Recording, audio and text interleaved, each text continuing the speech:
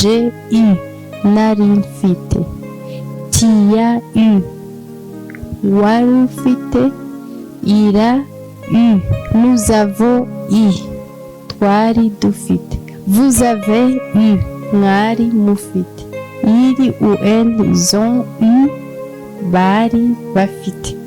J'ai un stylo, ndafise ikaramu. J'ai un stylo. Tu as un cahier, urafise ikaye. Il ou elle est là, un dictionnaire, va à la fiche dictionnaire.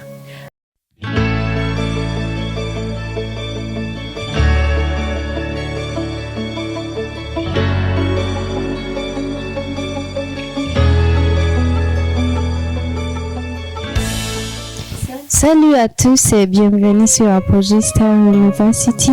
Je m'appelle Tuyisenge Nadia Beki. Je suis la professeure en français et en Kinyarwanda et en Kirundi aussi. Je suis heureuse. Mbahaye ikaze mwese kuri Apogee Star University. Nitwa Tuyisenge Nadia Beki. Ndi umwigisha w'igifaransa nkabasobanurira mu rurimi rw'ikinyarwanda no mu Kirundi. Ndishimye cyane. Aujourd'hui, nous allons voir ensemble. Pour bien maîtriser le français, il faut d'abord savoir maîtriser le verbe être et avoir au présent de l'indicatif.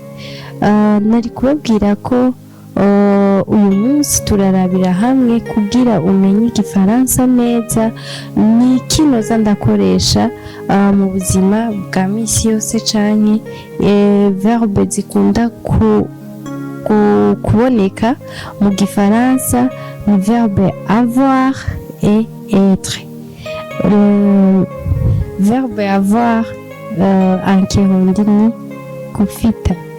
Verbe être au présent, verbe être yonyene ni kuba en Kirundi. Être ni kuba, avoir ni kufita. Alors, je vais conjuguer le verbe avoir au présent de l'indicatif et je vais vous donner un exemple pour chacun. Verbe avoir au présent de l'indicatif, on conjugue je, tu as, il a, elle a, nous avons, vous avez, ils ont ou elles ont. En Kirundi, je ndafise. Tu as urafise. Il a arafise ou elle a arafise. Bon, dukoresha verbe, dukoresha il ou elle ni sujet. Il ni umuhungu, elle ni umukobwa. Niyo mpamvu tuca tubishira hamwe. Tuzobereka ingene bavyandika muba mubibona biriko biriyandika ngaho. Il ou elle niko tuca tubivuga elle ou il a arafise. Nous avons turafise. Vous avez murafise. Il ou elles ont, c'est au pluriel. Le pluriel ndaza kubibasigurira ni mu bwinshi. Pluriel, il ou elles ont, barafise. So il ou elles ni au pluriel et les ont. Ikintu twongerako ni s et les ont muba mubibona ingene biriko birandikwa. Je, tu as, il a ou elle a, c'est au singulier. Nous avons, vous avez, ils ont ou elles ont, c'est au pluriel. Niyo mpamvu dushira mu bwinshi. Mu Kirundi bavyitwa singulier, ça veut dire mu rudende. Pluriel, ça veut dire mu bwinshi. Et je vais vous donner un exemple pour chacun. Ndashobora kubaha exemple nakonjize nkaca ndabaha exemple ingene ushobora kuvuga. J'ai un stylo, ndafise ikaramu. J'ai un stylo. Tu as un cahier, urafise ikaye. Il ou elle est là, un dictionnaire barafise dictionnaire. Nous avons des professeurs. Turafise abigisha. Vous avez des ordinateurs. Par exemple, vous avez des ordinateurs. Murafise des ordinateurs, une machine. Ils ou elles ont des téléphones. Barafise amatelefone. Nababwiye verbe avoir niyo bisigura ko verbe avoir ni gufita. Mu gihe ushaka kumenya igifaransa izo verbe turazikoresha cyane gose kugira umenye igifaransa neza bisaba ko ukoresha izo verbe avoir ou être kandi zose ndazibigisha mbanje kubigisha kuzikonjiga au présent kuko ushobora kuzikoresha muri dufise présent passé et futur nibyo bintu ukunda gukoresha cyane rwose mu buzima. En français, je vais vous partager aussi comment conjuguer avoir au futur. Avoir au futur. Futur, ngomba ndabigishe naho ingene wokonjiga avoir muri kazoza. Avoir au futur.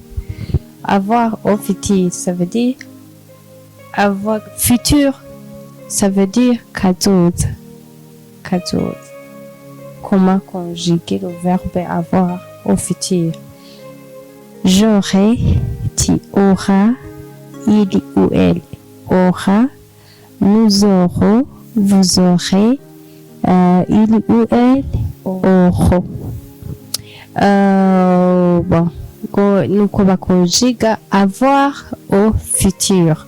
Avoir au futur nuko bayikonjiga mu Kirundi j'aurai nzoba mfise. Ti auras uzoba ufise. Il ou elle aura azoba afise. Nous aurons tuzoba dufise. Vous aurez muzoba mufise. Il ou elle auront bazoba bafise. So bon, nuko mu Kirundi no mu Gifaransa babikonjiga. Uriko urakoresha phrase nzoza ndabigisha buke uriko urakoresha phrase ukoreshamwo aya majambo.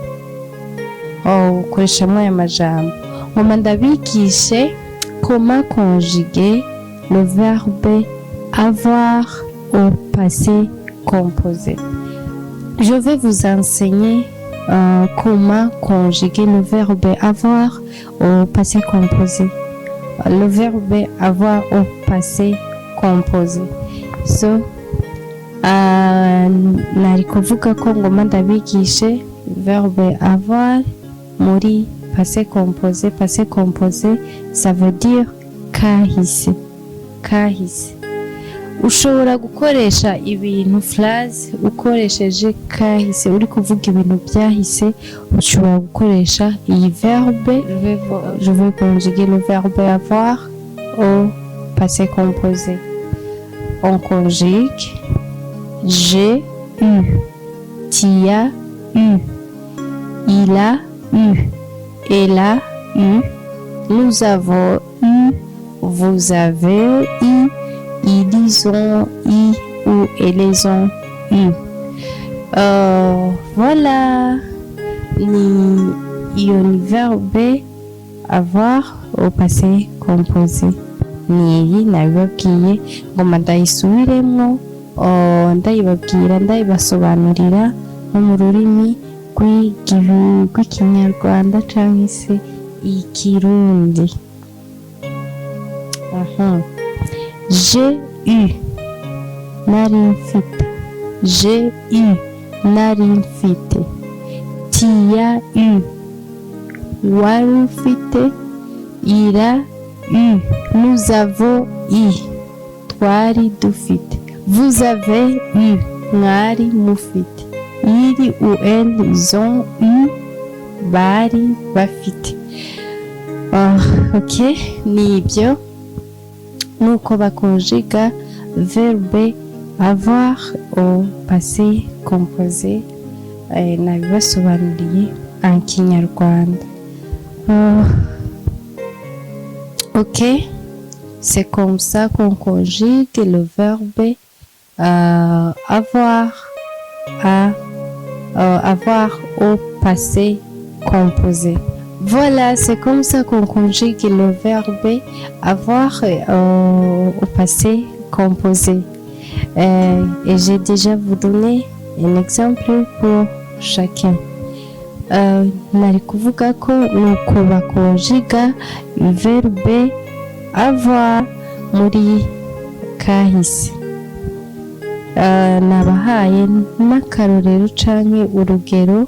Le verbe avoir est un verbe très important en français. Il est utilisé pour exprimer ce que l'on possède. Nari kuvuga ko irivuga gufita nirivuga rikomeye cyane mu rurimi rw'igifaransa rikoreshwa mu kuvuga icyo dufise. La leçon d'aujourd'hui se termine ici. Et si vous aimez cette vidéo, il faut cliquer sur s'abonner, j'aime, partage et les commentaires aussi. Nari kubabwira ko niba ikigwa c'uno munsi, isomo y'uno munsi naha rigarukiye. Niba ukunze iyi video, kora s'abonner kuri Apogee Star University, kora j'aime, muyikunde, mugire na comment, ingenzi cyane. Continuons à nous soutenir dans notre chaîne Apogee Star University dans toutes les manières possibles. Tugomba tubasabe mudushigikire, mudutere inkunga mu buryo bushoboka kuri chaîne yacu ya Apogee Star University. À tout à l'heure.